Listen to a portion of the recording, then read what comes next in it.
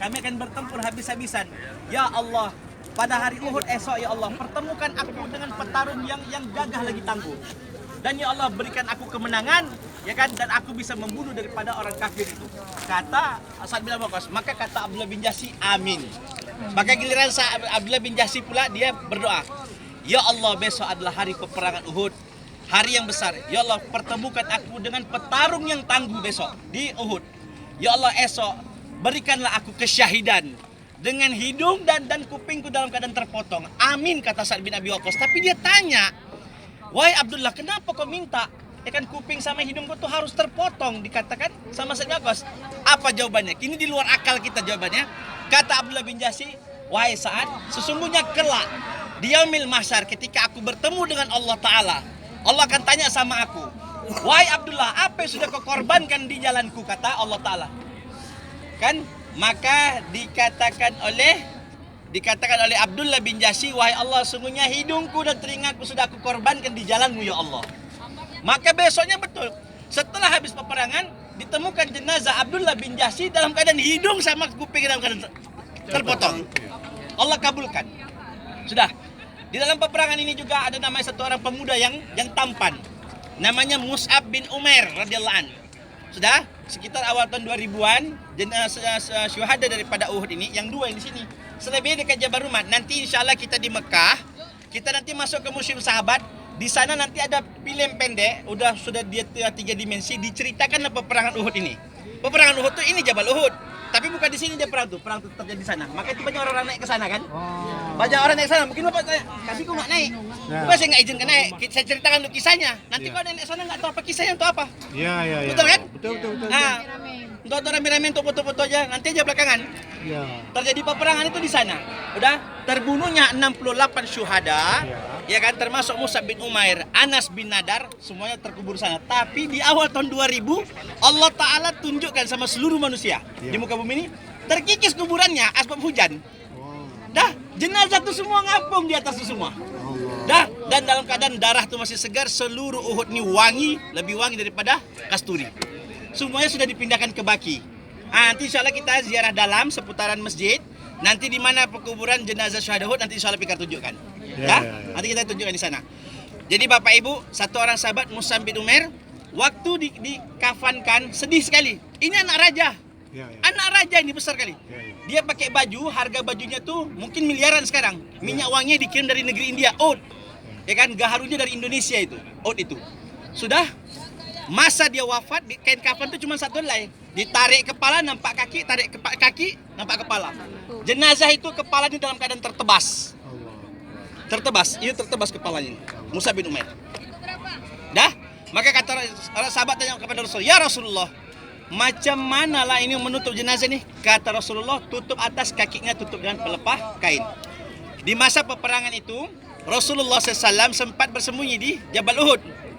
Dah, tanya saya cerita tengku, itu tempatnya. Coba lihat sebelah itu ada melengkung itu, yang ada warna hijau sedikit. Melengkung hijau sedikit itu. Di dalam kitab Imam Bukhari yang pernah kami baca lah bersama guru saya. Masa itu Rasulullah SAW bersembunyi di situ. Waktu lagi heboh peperangan, Rasulullah keluar, ditemanilah keadaannya Jibril, di sebelahnya Mikail. Dah. Dan di dalam peperangan Uhud juga Rasulullah SAW sempat dalam keadaan terperanjat, dikepung. Masa itu rombongan sahabat-sahabat lain sedang dalam keadaan sudah awal-awal Rasulullah SAW bilang kepada 10 orang pemanah, jangan turun dari atas Jabal Uhud untuk turun sampai aku berikan perintah. Sebetulnya kisah ini bukan sahabat itu salah, bukan. Ada pemanah disuruh Nabi. Kata Nabi, jangan turun sebelum aku perintah. Tapi begitu dengan orang kafir semua sudah lari, ditengok di bawah nih ada ganimah, harta rampasan perang, takut nggak kebagian, semua turun. Sebetulnya bukan juga yang salah yang di atas kita bilang gila harta, bukan. Tapi kisah ini untuk menerangkan kepada kita bahwasanya siapa yang tidak taat atas perintah daripada amir, maka akan terjadi celaka. Nah itu dia. Bukan, seluruh sahabat sudah Allah ampuni seluruh dosanya. Wallah sudah Allah ampuni. Ya kan, sampai Nabi mau wafat, Nabi katakan seluruh sahabatku seperti bintang-bintang di langit. Ya kan? Seperti bintang-bintang di langit, semua memberikan cahaya. Allah sudah bagi redo sama sahabat. Ya kan? Wasabiqunal awwaluna minal muhajirin wal ansar walladzina tabauhum bi ihsan radhiyallahu anhum wa radu'an. Dan orang-orang yang awal lagi mengawali daripada Islam ni, ya kan, dari kaum Muhajirin dan Ansor. Walladzina tabauhum bi ihsan, dan orang-orang yang mengikut jejak langkah mereka. Ya kan, redha Allah sama mereka, Allah pun redha Allah sama mereka, mereka pun redha ke atas keputusan Allah Taala. Jadi Bapak Ibu, satu orang sahabat masa terperanjat Rasulullah, ada satu orang sahabat namanya Anas bin Nadar. Sudah? Tadi Abdullah bin Jahsy kupingnya terpotong, hidung terpotong. Sudah? Ya kan? Mus'ab bin Umair dalam keadaan keningnya ini tertebas. Ya. Ada satu orang sahabat lagi namanya Anas bin Nadar. Sudah? Dia bilang waktu itu dia lewat di Jabal Rumat. Sahabat-sahabat masih sembunyi. Waktu masuklah ini semua rombongan dari atas ke bawah, orang kafir tengok dari arah sebelah sana, tengok ya, orang Islam turun, pemanah turun.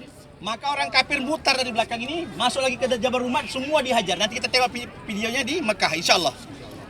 Maka huru-haralah sahabat dengan Rasulullah SAW situ. Anas bin Nadar datang dari Madinah. Dia bilang sama sahabat, dia ketemu sama Sayyidina Umar, dia ketemu sama Talha. Apa dia bilang? Wahai Anas, kau mau kemana? Sungguhnya aku mencium bau surga dari Bukit Uhud. Dah, udah tercium lagi, masih di bumi lagi, udah kecium lagi bau surga, kata dia.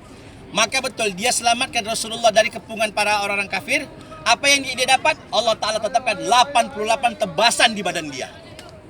Yang bisa mengenali jenazahnya hanya sepupu dia. Dan ada satu orang sahabat namanya Utsman bin Ma'zun. Dia berkubur di Baki di sebelah Utsman bin Affan.